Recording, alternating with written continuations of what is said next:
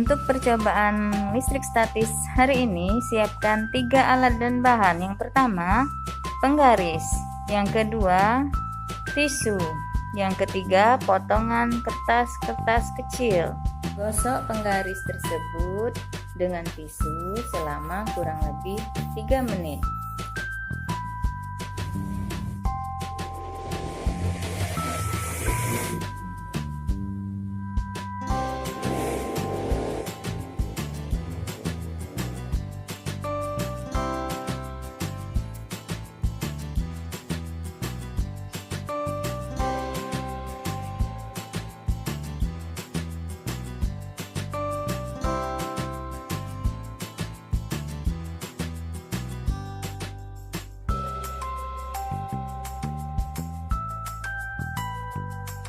Assalamualaikum warahmatullahi wabarakatuh.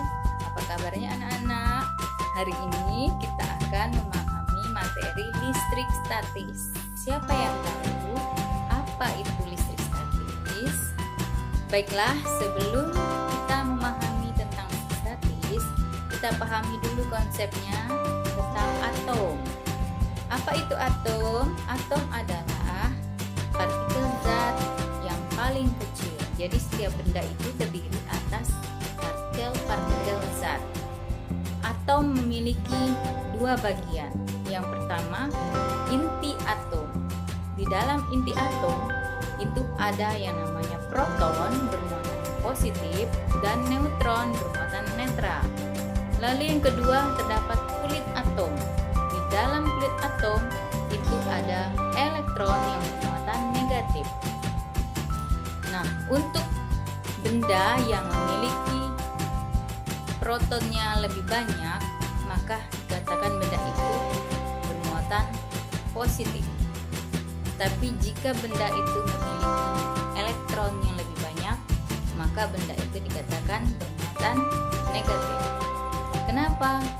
Karena pada suatu atom yang dapat berpindah ke benda lain, meloncat ke benda lain, elektron, sedangkan proton dan neutron itu tetap berada di dalam inti. Jadi elektron itu yang mengelilingi inti atom itu dapat bergerak, ya, karena ada gaya tarik. Perpindahan elektron tersebut menyebabkan perubahan muatan suatu atom. Karena muatannya berubah, maka suatu atom tidak lagi menjadi netral, namun menjadi bermuatan listrik. Ya, jadi listrik statis adalah kumpulan muatan listrik dalam jumlah tertentu yang tetap atau statis, yang terjadi ketidakseimbangan muatan listrik di dalamnya, ya, di mana muatan listrik itu tetap ada sampai benda itu kehilangan muatannya atau mendapatkan muatannya. Ada beberapa teori atom yang dikemukakan oleh para ahli. Yang pertama, teori atom Dalton yang lebih terkenal dengan bola pejam. Jadi setiap unsur terdiri dari partikel atom dan tidak dapat dibagi lagi atomnya. Yang kedua, teori atom Thomson yang terkenal dengan roti kismis, di mana kismisnya adalah elektron dan rotinya adalah proton. Yang ketiga, teori atom Rutherford, di mana atom sebagian besar merupakan ruang kosong yang berbentuk bola padat.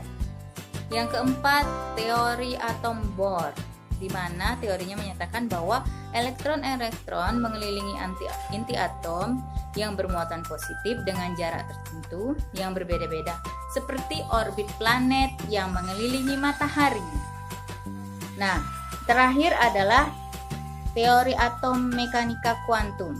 Ini adalah gabungan dari beberapa pendapat para ahli yang disatukan sehingga dapat disimpulkan bahwa benda terdiri dari atom-atom yang sejenis. Setiap atom itu terdiri dari inti yang dikelilingi oleh satu atau lebih elektron.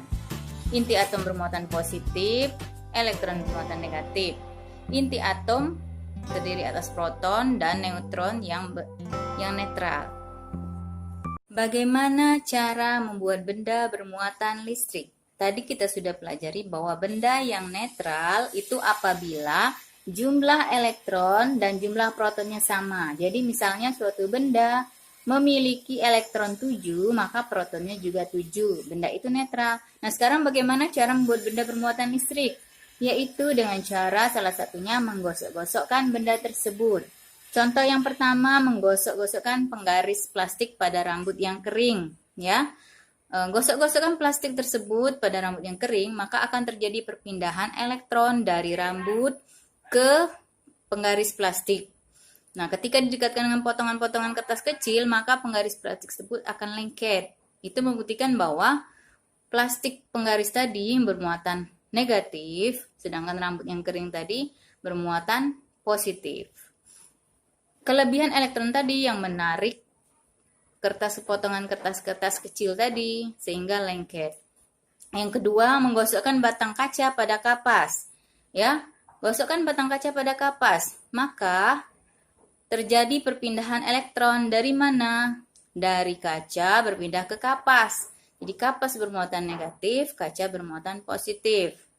Yang ketiga, menggosokkan sisir pada rambut yang kering. Sama seperti tadi, bahwa sisir akan terjadi perpindahan elektron dari rambut yang kering ke sisir.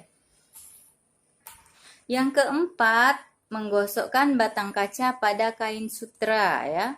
Kain sutra itu akan menerima elektron dari batang kaca sehingga kain sutra akan bermuatan negatif dan batang kaca akan bermuatan positif. Yang kelima, menggosok-gosokkan penggaris pada kain wol, ya, sama prinsipnya dengan rambut tadi. Jadi penggaris tadi gosokkan kain wol, maka elektron dari kain wol akan berpindah ke penggaris sehingga penggaris bermuatan negatif menerima elektron, sedangkan kain wol akan bermuatan positif. Dapat kita simpulkan bahwa terjadinya pemisahan muatan listrik tadi pada benda netral itu disebut dengan induksi listrik. Demikianlah yang dapat Ibu sampaikan. Semoga dapat memahami. Wassalamualaikum warahmatullahi wabarakatuh.